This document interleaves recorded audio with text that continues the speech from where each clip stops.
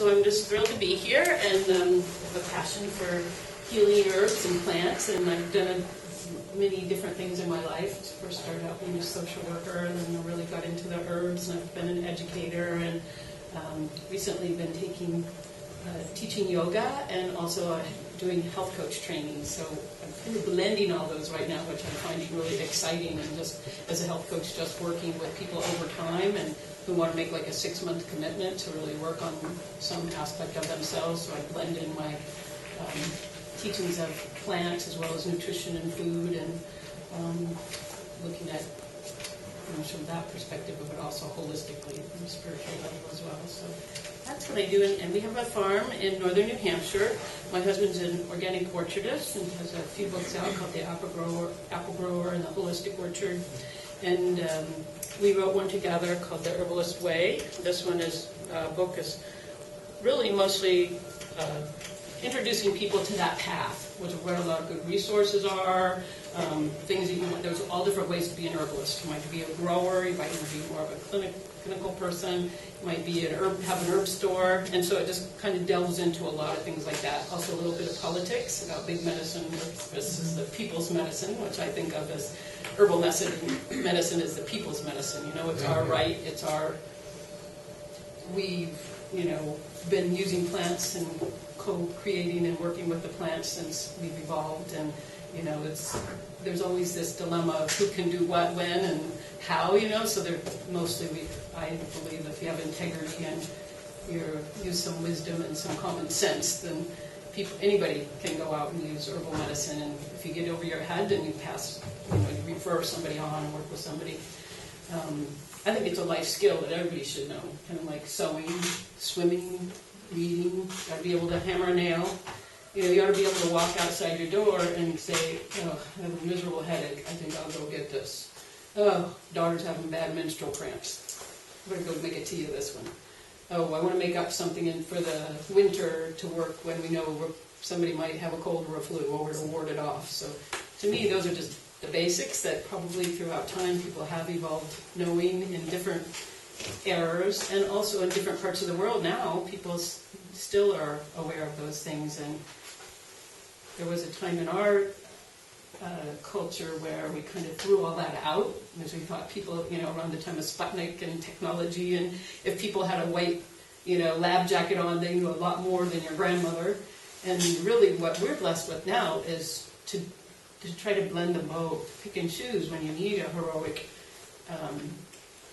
solution. If I'm having appendicitis, I don't care what Granny thinks. I want my appendix taken out, but colds, flu, cramps, headaches, and then herbs particularly are good for building health. They don't just treat something when it's out of balance, but they strengthen and help us to build more vitality and resiliency. So anyway, I was going to take us out and do this, but I think we'll just start inside. I think we might all be here now, so welcome. Does everybody have a chair? Yeah. Okay, we'll start inside and then we'll go out with the plants a little bit. But sometimes I like to just start with a ceremonial way with plants. This is some white sage I brought, which does grow it's native to the Southwest, but there's all these aromatic herbs that people love to use, and they're usually ones that hold the fire and smell good. But the idea with the sage is it just cleanses and purifies, and some people believe offers up our prayers or good intentions. So we'll light a little sage, and I may just pass that around if you want to, and then we'll just bring our energy together and get started with today.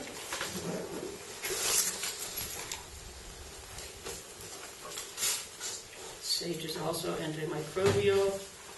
So it actually literally does purify the air. So if somebody was sick in your house and you really wanted to help kind of cleanse that area, or if you move into a house that you might think have bad vibes in it, or you just had a big fight with your husband and you want to kind of clear the air, it is a cleansing, purifying herb. So just pass that around, and I'm just going to have you center yourself a little bit with me. Keep the attention off me and onto the plants. And we allow ourselves to just draw our attention to our breath.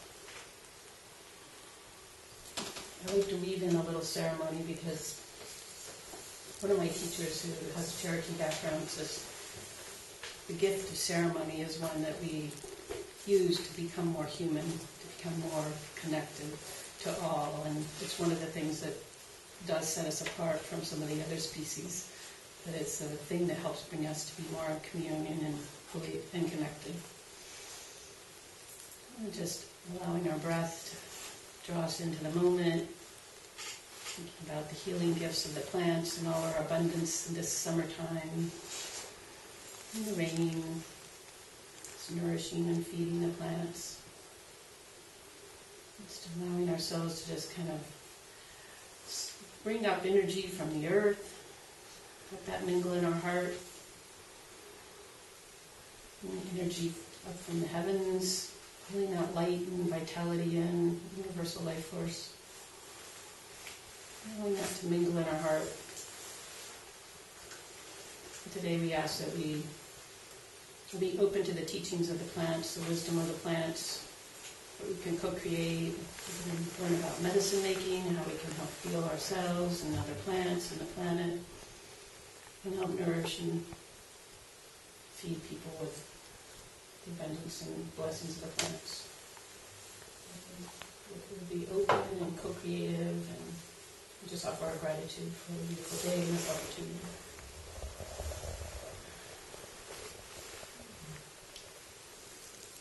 Thank you. And that's my goal as an herbalist. I mean, I think you're a superior herbalist if you, instead of knowing 400 plants and how to use them one way, if you know 10 plants and you can use them 40 ways, or maybe you know 40 plants and you can use those 10 ways. So that's my goal, is to be able to go out and use the plants in different ways for plant health, and we'll look at plants that we know are super pollinators or good for mulch and things like that, and then do just a little bit about the plant extracts. And if you're more interested, I can talk to you more about it. Then we're just going to come right in, and this is going to be a bit of a crash course on medicine making. So who has some practice with making herbal preparations or medicine with plants? Some do, some, okay. Well, I'm going to teach it as if it is a beginner course, so if you've been doing a lot and you're just going to, oh yeah, I already know that, and you're welcome to please speak up if you've had a good experience and done, made a certain preparation and able to do that. Otherwise, we're just going to kind of start with square one.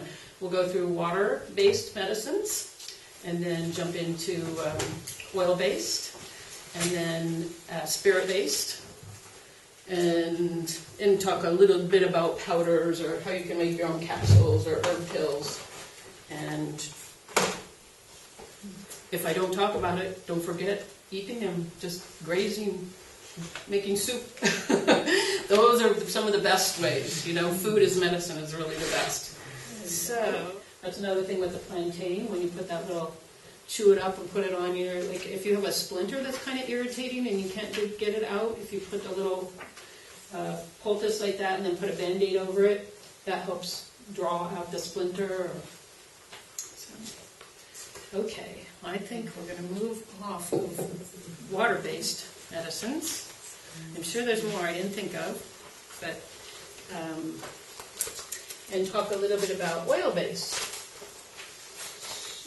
So oil-based medicines, really, I always like to use the sponge, kind of just remind us. So even when we're making our tea, the water is like a sponge, and it's pulling the plant constituents out and bringing it into the tea. So when we do an oil-based medicine, then we're using an oil, and different oils have different properties.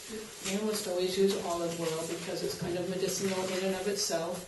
If you're a hunter and what would it be indigenous to this place? If you had your own lard, you could use, that would have been like what the people of this area probably would have used. Actually, they had some here for a while. I got an email one time from them. Do you want some lard? Or bear grease? It's like, anyway. Oh yeah, we got lard for sale and a bunch of pork fat and all types of stuff. So, you can use those things too. And, I don't grow any olive oil, so it's not necessarily self-sustaining on my farm, but olive oil is readily accessible. It has a relatively long shelf life, and I try to get good quality oil. I guess I didn't even bring an olive oil. I just brought some that were already infused. if you can afford it, organic's best because you're not going to have any of the pesticides in the oil, and just fresh pressed is ideal. And then you can, again, the different oils will also bring different qualities to your medicines, but I almost always use olive oil. So when we make an infused oil, that's what these are, and these were all made with olive oil. Sometimes it's a little confusing to teach because there's all different ways you can do it. But it's kind of like, does anybody ever make yogurt? Yes. Okay. There's like a lot of ways you can incubate your yogurt, right? There's people who have their own little yogurt makers that they buy, that they plug in, or somebody wraps it. I usually just wrap mine in an old woolen hat and put it in a crock and wrap it up with a blanket, or sometimes I put it into a cooler with a hot water bottle and next to it. The thing you're just creating the right environment, so whatever way you can do that. I used to have an old stove that the pilot light was always on, and the temperature was just hung around 100 when the stove wasn't on, so that was a good way. So when you make your infused oils, you're just going to try to find something that's the right condition to keep the temperature for a while at 90 degrees to maybe 120. If you go much over that, you're going to fry your herbs, and you're going to kind of ruin the quality of your oil. But if you have it much lower than 90, then the oil isn't really absorbing and sucking in the plant constituents. So that's what you're shooting for. So have you guys seen the St. John's wort outside? So do you eat up the oil? Do I what? Do you eat it up? Heat it up? Yeah. Yes. So 90, when you say 90 degrees, you're heating it up. So, well, there's several different ways you can do it. Okay. And a lot of people, especially like if you lived in the Southwest, or a lot of people love Juliette de Barclay-Levy, who's taught how to do a lot of things. Well, she was from the Azores, so it's hot and sunny for days. To make a St. John's wort oil, which I'm doing right now because I'm just barely starting, I'm picking the flowers and bring them in, and then I put them in the olive oil, and I just put them in a jar right now and covered them with olive oil, and then I put them outside, and it's been so hot really at my house lately, I'm putting them on a rock, and my oil is starting to turn. I could have brought it to you. But in New England, that's not very ready, easily. It's not always easy to do, and you're not always going to get that high quality of oil. Because every time it goes, the oil itself, not even the temperature of the day, when the oil is going much below 90 degrees, it's just kind of hanging out. So the first infused oil I ever did, I don't know what book I did it, but I think it was somebody wrote something and never tried it before, but I did comfrey, which had a lot of water content in it. I said just put it in oil and then put it in the dark. And I didn't even know people were still teaching that, but I have an apprentice who said that was how she was taught to do it too. That just got really foul and nasty pretty quick. Does it keep longer than an infusion? Is that why you would do oil? Oh, why will we do the oil? Yeah. Well, it's just going to be nicer for massage or a salve. Okay, so and this is going to be more often than not, the oils are used for topical reasons. Okay, but does it last? We have infusions that could be used also, so does this it stores longer, or what? Yeah, if you have a nice infused oil and you keep it in the dark and it hasn't been opened, this one's from last year. It's just nice. They'll smell rancid when they start to go by, and you can pass this around. So this was made lots of flowers, poured the oil over it, and I might have put it out a little bit more times than not. I have a turkey roaster because I can make the temperature go down really low. If you decide you're going to make a lot of oil, like a lot for your community, like I do whole batches of just St. John's wort oil because I sell a lot of product with this in it. And I turn it down and actually leave it in there for over 2 weeks. I'm getting a really strong, see how it's almost like a blood red, and it's really deep. Did you say you can refrigerate it also? Once I said you can refrigerate it if you want to keep it longer. Oh, do I keep an eye on it? No. Once you make it. Do I refrigerate it? Long term? No, I keep it in a dark area out of the sun, in a cool area, and this will keep for a year. Now, if I was getting in it and I was putting it on my hand and slathering it over me, and it was in the medicine chest, it's likely to go off quicker because you're introducing different wake-ups, so you can just pass that around. So that's the way I do it. But another way you can do it, if you just really have to pay attention, is to put it into a double boiler. So you have your water underneath, you put the oil, the plant matter in here, and then lots of times that's the way I do it for a class. And we'll just make it here. And you can get a good quality oil. You're going to get a superior oil heating it for a longer time. But you can still make a good oil that way. You just want to watch it because you can just get that temperature too high and you fry the herbs and you bring your oil. So I've had a lot of students say, oh, I took the herbs out and they're all kind of crispy. So I think, probably, I'm sure it's still somewhat medicinal, but probably, you probably wasted some of the medicinal value. So you just keep a good eye on it. Sometimes I do this, I'm not making that much of oil and I want something right away. Then or I want it relatively quickly. I'll just do this, and while I'm working and cooking in my kitchen, I leave it on. When I go, I just turn it off, let it sit. Come back in. You just have to be mindful. So the longer you're watching it, and then what you're looking for is for the oils to just those are old labels on here. That's why this bottle isn't looking too clean. But you can just see they're taking on the different constituents or qualities of the plant. This one's a calendula, and this one's yarrow, which is really the flowers and the leaves of the yarrow, very dark. The And flowers then that other and one the was a leaves? reddish. What? Flowers and Flowers the and leaves. Mostly flower tops, but some leaves. Oh. And what are they for? Or what's the Okay, well the yarrow would be very drawing. I would like this, and it's kind of astringent. It's one of those things that this would make a nice salve, especially like with the plantain for hemorrhoids, because it's just kind of astringent and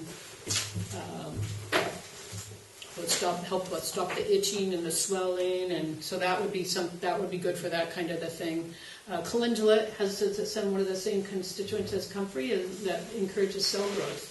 So I love to put comfrey. I don't bring a comfrey one today, but the comfrey and the calendula oils are really great, and I call it just like a heal-all salve. I usually add some St. John's wort. It's be good for rashes or for. I made some for my daughter for eczema. I have a little bit of a hearing problem, so sorry.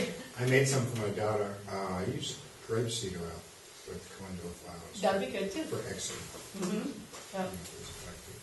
Can you use, say, a slow cooker? Is that what I was hearing you say? Well, crock pot, is that what you mean, like a crock pot? I mean, A crock pot will work. The only thing is, I think they usually only go to about 125 for the lowest. So if you use that, you might need to just be mindful about it, and maybe you unplug it off and on and leave it off during the night. Because you were talking about leaving something in for 2 weeks. Yeah, mine's a turkey roaster, and for some reason the temperatures go lower on those. It's for a turkey, so I don't know why, but the thermometers can turn down a little lower on that. But if you put it in a crock pot, you just want to watch it, maybe unplug it a little bit. So you want low heat.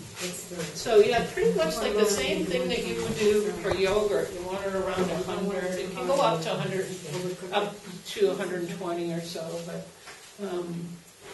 let's see. So that's how you make infused oil. The main thing is you have to work. It's a science and an art, and you work with the plants, and they're not always exactly the same every year or every month, and do different things. That's like with the infused oils. Somebody might have came in and just told you, do it this way. Would have been a lot easier for you to learn today, because I told you, oh, no, you can do this, or you can do that. But so there's many ways to do it. What you wanted to think about is that temperature, and the deeper, darker, nice smelling. You don't want it to smell burnt. Then you get a good oil. And just use, some of it's a little common sense. There's a little alchemy, and also just learning on your own that way. So anyway, like I said, that herbal training was good because, and then I just pick and choose. There's some things I do different than one or the other, and some things I like and some things I don't. I don't want to say that that nothing's true and everything fluctuates, but there is some differences and some opinions about things. So, okay. So now we're going to jump into tinctures, or spirit-based medicines. And it could just be not even a medicine. It could be a cordial that you make with wine or something like that you just take as a little tonic. Maybe you put some hawthorn berry because you want to strengthen your heart. You put some hawthorn berries in some wine. And actually, can I ask somebody that's closer to that? I can start to feel like getting a headache from getting dehydrated. Oh, no, not this one, but can I ask somebody that's closer to the edge that can get it out easy to just grab me some water? Somebody, please. Sorry, do you want mine? Okay, good. thought you were going to I help. did that yoga and I've been going. Jack's arm. What? Jack's arm. Are you going to treat it? Oh. Oh yeah. Let's see. What we could put the. I think the calendula oil would be nice on that. Put some of that on there. Plus a mosquito bite. Yeah, it's fine. It's gone down. The plantain. Shoot it up. So you just put a little bit in your palm. It didn't go away immediately, but it's sort of. Put more on that for a while too. Just hope we get it, or we'll pass it I around. actually have some at home, so I'm glad about Do you? that. Oh, good. Yeah. So and this has got that. I made some last year. Well, the smell, or they can try some too. I want to Okay. see how it looks. Oh, okay, so it didn't quite. Oh, thanks. How do you get it? Sorry, I didn't watch how you got it out. You just sort of get out the tap and then maybe dip your finger. And then Like you that's pour a the little thing. bit in Like your you don't palm, really and then want I won't have everybody putting their Yeah. stuff in. That's probably better if you put a little in your palm. Yeah. versus No, it. no, it's not like this. Yeah, that's unbelievable reaction. The whole thing is so swollen. Yeah. Compact.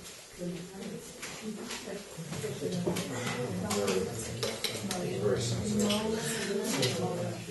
Mullen, it's spelled Mullen. No,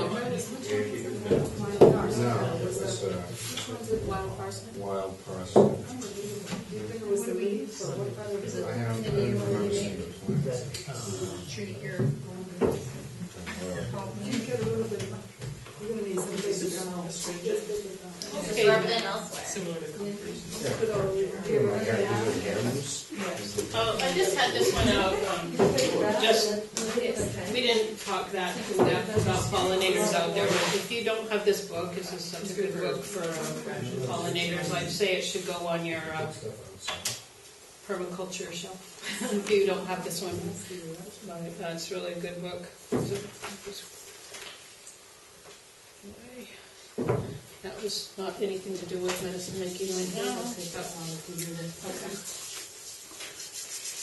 And I forgot to bring any of my books, but if anybody wants one of our books, I can send it to you postage free. But it has a good chapter on medicine making too. So, oh, you know what I didn't, this is why this is out here too, to jar my memory. So if you want to make lip balm, but you want to add color to it, because this is the only herb that I know that really works well, and it won't give you like a deep, dark lipstick, but it will give you a little bit of color. So when you're, after you've put your oil in, and before you put the beeswax, you're going to put alkanet, which is this deep, just, I'm running out, but it's a little, it's a root. You can grow that, actually, I don't know if you do, it's a dye plant. Yes, this is really good food. Alkanet. So you put that, and it's actually a little emollient, so it's healing to your lips too. But you can just put that in and then strain it out before your beeswax if you're making a lip balm and you want to use a little color. So that's kind of fun. Alkanet. Or if you want to dye something, throws a pretty color. You know, or wool or something like that.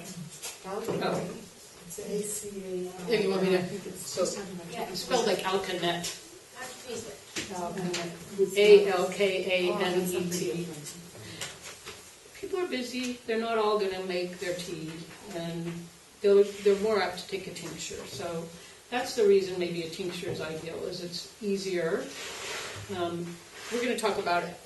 A true tincture is made with alcohol and water, and we call, like some other ones, like if they're made with apple cider vinegar or glycerin, sometimes they get called tinctures, but they're really, it's kind of a bastardization of the name, you know, but we do it anyway. It's just in general talking. So we'll talk a little bit about them in a minute.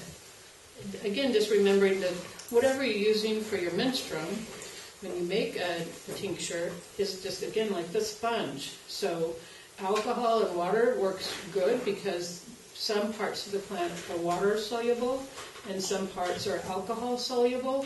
So especially that's why I almost always tincture mine in alcohol. And if you're just a home herbalist or making medicine for your family, you can just go and buy vodka. Sometimes, I buy 5-gallon buckets of pure alcohol, like 195%, and then I mix it with water. We're not probably going to go there today. You just know that that's an option if you want to move into that and you're selling a lot of tinctures. But for the home herbalist, or just what you might do, you just can, again, now we're going to have some herbalists who love brandy. In fact, my teacher Rosemary likes brandy. It's because she grew up in California, and there was some family that she knew that was the Corbel brandy, so she just always does brandy. But did you have? Yeah, is there like a good percentage or like proof that's Yeah. a good rule of thumb? So talk about the proofs? Yeah. So I like vodka because it's clear, that I can see, just like my oils, I like to see them changing colors, so it gives me an idea of what's happening with my tinctures. Doesn't have that strong a taste, so I like to taste my tinctures as they go, or maybe go and sell it on the shelf for a while. I taste it, that gives me a pretty good indication of that.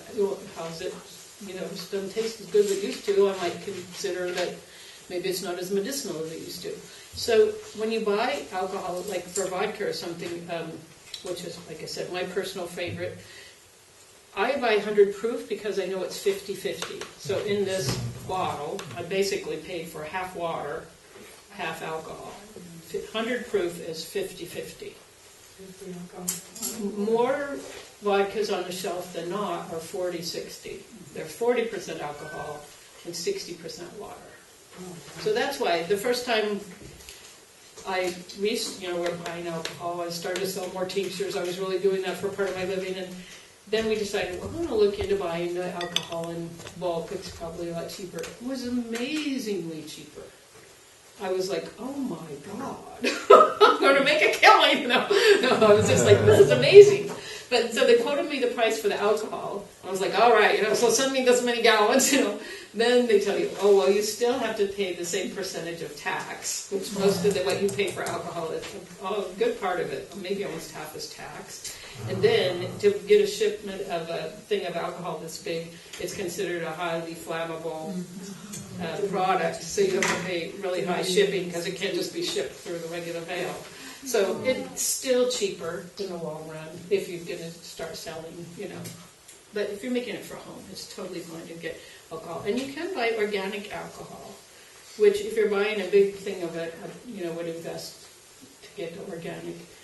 In my store, there's like one little thing in glass, and it's always 40-60, and it's organic. And my friends that are really chemists and into it, they said, by the time you're getting alcohol, there's really no molecules of the pesticides that are in that product after the... But what it is it's better for the earth. Okay. So you just decide yourself. If you're doing everything organic, God bless you, that's the best way to go. Otherwise, you just, do the best you can. And I usually buy what's on sale that's 100 proof. That's anyway. So maybe for something special I might do organic, but you can pick and choose. So anyway, so remember that. It gets a little confusing if it says 80%, that's really 40% alcohol. But so this is 50-50, that gives me an idea. So you can divide that in half, but this says 80, it will be 40 and 40? Is that any different? Yeah, and so different plants, we'll find, the more, really medicine making is an art and a science, and the more you learn, you can do things really simply and get really good quality medicine. But then you can also be like maybe brewing beer. Like I make beer sometimes. I make like lemon balm beer, but I don't very scientific about it. But I make really good beer sometimes. Well, Michael's more of a connoisseur. He's going to get into all the chemistry and and we can differ. So it doesn't mean that one product's always going to be better than the other. You can make really good quality medicine just by doing this method that we're going to talk today is the folkloric method. And by just using vodka. Again, you're going to learn more about the plants. I'm going to give you maybe a website you can go to. But most of the plants that we work with can be, I have a different chart here somewhere, can be tinctured at 50-50. This is a chart that I use sometimes. It's called the solvent range chart. And that can be found in different medicine-making books. I like my book's got a little good information. Also, my favorite medicine-making book is by James Green. I didn't bring it here. I think it's just called The Medicine Maker's Handbook, but it's really well done. So if you could only buy one, that's my favorite. I have quite a few. But this is a solvent range chart, and it just tells you like what's done here is someone went through all the old eclectic medical books and back when they were only using plants for medicine, how they were making them into tinctures and extracts, and what the range of alcohol that they were using. They used to call, and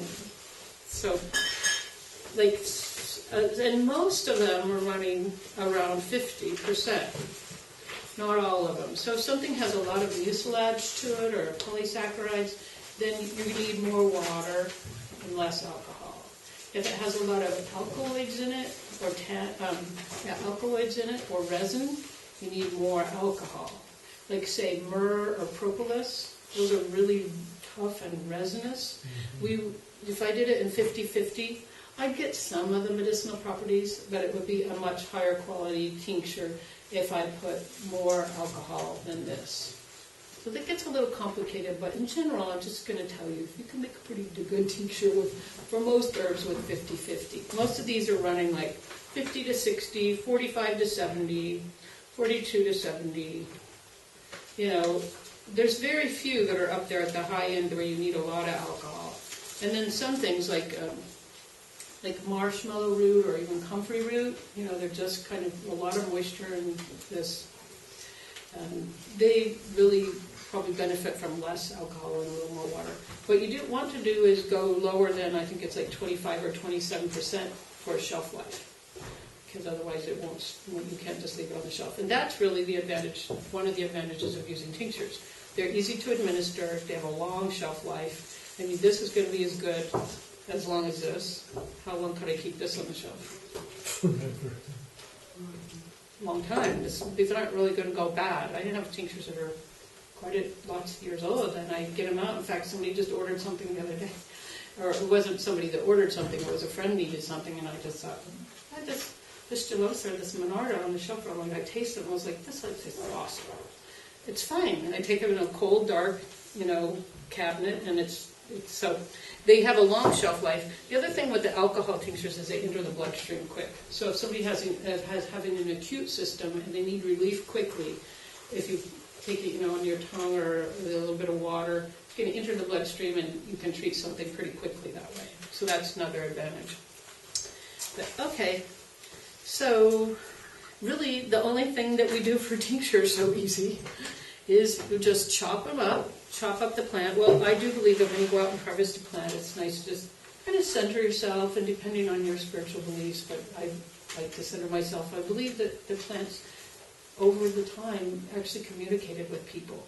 I don't believe it was all hit and miss, that people learned all these things. I think we've lost that ability. But if we start to tune in, and we start to learn from the plants, and we learn this. If I can walk out in the garden, and part of it is that I know when to harvest something, but also I feel there's this one's speaking to me right now, And so you just kind of learn to tune into the plant, and I communicate with them, and so I encourage you to do that. And if not, communicating doesn't seem like it's your thing, at least you'll go out with your good intentions, and you're bringing your positive energy in it, and you're being grateful for what you're harvesting. You're just going to make more powerful medicine. So you do that, and some people believe if you don't ask for this permission, that you're going to gain the physical attributes of the plant, but not the energetic and the spiritual qualities. So you can just take that in with the grain of salt. So anyway, you go out, you harvest your plant in a good way. If you're wild crafting a wild plant, you make sure you're not over harvesting. You're always leaving some to come back for the other years, and bringing it in. I know some people who literally bring their alcohol out with them into the field because they want to catch what they think of as the essential essence or the spiritual components of the plant right away. No, I don't feel quite that strongly, but I still do like to use fresh plants and bring them in, and it's a little different than just good tinctures can also be made from dried herbs though too. So it can be done both ways. But then you just fill your jar with whatever you're using. If it's a root, then we're going to chop it up a little and put it in here. Or if it was these lovely flowers, I'd probably just take some of the stems off and get just the flower buds in there. And then we fill the jar to whatever, got some in there. Fill it up with the plant matter, and then we just fill it again with the alcohol. And fair amount, as much as you can get in there and still kind of slosh it around and shake it. Because after we then fill it and shake it, That's when you can put your good intentions or your prayers into it, but it's also some chemistry involved there where you're shaking, you're allowing the movement of the molecules, and it's actually making the medicine stronger. So you want to be able to kind of slosh it around and shake it. And then, just capping it. I usually keep the ones that I've just started recently. They're kind of right out in front of my face, on my counter or on my wood stove that I'm not using now, so that I shake them and use them. And then ideally you leave it for at least 2 weeks. But I usually leave mine for at least a lunar cycle, like a month, 4 weeks. And some people love to make medicine on a new moon, because then it's kind of like you're starting the new moon and it's waxing, you're making this medicine. Again, kind of a busy life, and like just recently I just made this. It was already past the new moon, but this was when my roses were ready. They weren't ready at the new moon, so you just weigh it all out. But just know all those nuances are out there. And they're kind of nice. So, all right. So that's basically a tincture. Then you're going to strain it through some cheesecloth or an old t-shirt or something like that. If you really start to get into making medicine and you're trying to make a living off of that as part of your medicine, part of your livelihood, we have a small little jack press with a little, it's not very big, just a hydro hand thing that presses down and then just squeezes every drop out. Supposedly if you're making quite a bit, then eventually, this sells for $20, I don't even charge as much as a lot of people, but this is $26. No, 4 ounce. Oh, that's 2 ounce. This is a 4 ounce. That's $26. So if you can imagine, if you're wasting, a quarter of that bottle every time, then that would add up if you're making a lot. But I wouldn't suggest buying that tincture press unless you're really going to start. But I do suggest really squeezing every drop out, because your main expense, especially if you're gardeners, is your alcohol. So squeeze it all out, and then you can run it through, a sieve or something, and then bottle it up. Label things well. I'm rather notorious for not doing that. Michael says he never knows what's sitting around, but it's really good, especially if you're using high quality, expensive ingredients. But, you might think you're going to remember, but you may not. So put a label on it, the date. A lot of people keep a journal, a medicine making journal. When did you harvest it? What did you notice? Then you just start to learn, that was really a better medicine when I harvested right after a rainy time, or it was really better St. John's wort after it had been a sunny stretch or something like that. So that's a good way to learn. So that's basically alcohol tinctures. Yes? This one's written elderberry. Did you do it with the berry or with the flower? No, I do them separately. So I did bring that. That's a good question. So this is just the berries, and I just filled the jar with the berries, poured over the alcohol, set it. And this is actually really good antiviral. I love taking this, like if I'm getting the onset of a cold or flu or a scratchy sore throat or something. So this is just the berry. Sometimes I do the flower. The berries are usually more potent. But they're more antiviral, I think. They're more antiviral. And then I'm not going to say that the flowers aren't antiviral, but there hasn't been the research done, and it's not traditionally used usually for antiviral. Usually we're using this more for like fever or decongesting, but if you have a cold and a flu, so that would still help. The reason I ask is that I would like to do something now in case the birds decide to do their thing while I'm away. Oh, So I'd like to possibly do a batch with the flower. just the flowers, you And could. then when the berries come, what I usually do with the berries is simply heat them gently, and when they get to a point where I can can them, and we take it by the tablespoonful. My wife likes it straight up, but I cheat and I put a little bit of honey in it. That sounds good. This is kind of, we just didn't take it as far as making the syrup, but we didn't even talk about that when we did the water-based medicines. The next step would be to make a strong tea and then add honey, or that's usually what I use, a sweetener, and then you have a syrup, which is another water-based, but you're just kind of canning it and then adding whatever. Then your wife doesn't have to have the sweetener. And, she doesn't like sweet things. Yeah. But I can't stand it that way, so I just take it. And I mix a little bit of honey with it. That sounds good. Yeah, but it's the whole berry. I don't take anything out. And you mentioned But that- you have cooked it a little bit, right? You said you cooked it. Oh, yeah, yeah, So then slowly, that's so it okay. doesn't burn. And Uh-huh. then I've canned it, Yeah. so that's, Oh, yeah. that's what, 15, 20 minutes. Yeah. So am I killing all the goodness, or am Well, I am cautious with that, but probably not all of it, but it might be a little more potent if you didn't, go through quite that long of a heating period. Okay, And see how it works. Is it working? That's what's important to see. yes. Yeah. Excuse me, was that the plant that you were worried about the seeds? Yeah. And so would Yes. you use a Foley food mill on the berries and then tincture that? as I do opposed- kind of like to get the seeds out, but Okay, Okay. we've been eating I the have seeds eaten for them. I years. sometimes just throw them into muffins and stuff too, or pies with the seeds. Okay, But if you do it every day, it might be. There's a little cautionary thing about consuming the seeds a lot. okay. I think you look pretty healthy, so I don't think it's done you any damage. So that's fine. But yeah, just there is something about that. So okay. I have a Yeah. question. So, can you talk to a little bit about some of the plants that we use the roots of and using the roots? So, we pointed out when we were walking out there, like elephant pain or your black cohosh, and things that you wouldn't be harvesting now because they're flowering. So you'd wait till, I think it's fall, right, when they get a good Yeah. price, and that's when the plant can then send the energy back down and the roots are Yes. fast, right? Yeah. So usually after a cold, like a hard frost or a Right. freeze. I mean, I guess I run a garden. We have a bunch of different things. It's only a small patches of some stuff, so I always am hesitant to harvest too much of my perennial, because I don't have. Well, can you just talk a little bit about those? Like, are they better in their second year? Like, you wouldn't want a new plant? Okay. Well, it does kind of vary with the chopping up plants. roots? Most perennials are, I'd say, Like, I just better have in my the black second. coat. Like my echinacea, I never harvest a root before 3 years. Golden seal, I wait at least 3 years or longer.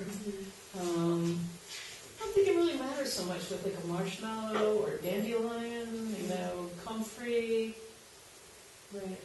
And a lot of those plants, like burdock, like the burdocks, we have the tradition of saying you harvest your burdock root before the lilacs bloom. Well, really it's a biennial, so if it still looks really vibrant and it's just in that, it hasn't started shooting up any plant stock. Burdock is one of those things that has so much tenacity in it. If you mow it down, mow it up. So even in the middle of summer, if it hasn't started shooting up its stalk, there's still a lot of vitality in that root. But you have to just get to know your plant. So like the burdock, you usually are going to do it in the late first year, early the second year, because it's a biennial. Can you force the energy down by cutting the plant? If you caught it before it started to make the stalk, what happens is once it starts putting its energy into the seeds, is the root gets woody. And usually when you harvest the roots, your roots should still mostly, I can't think of any plants that really, they're mostly going to be not completely like a carrot or parsnip, but if you're getting a root that's really, I shouldn't say that, there's an astragalus, which is a little woody kind of, but most of them are still going to seem kind of crisp and, the roots, so. And you're going to want to chop those up to small pieces like you would. Yeah, I would if the roots, I'd chop it up into small pieces and then Okay. fill it with the alcohol.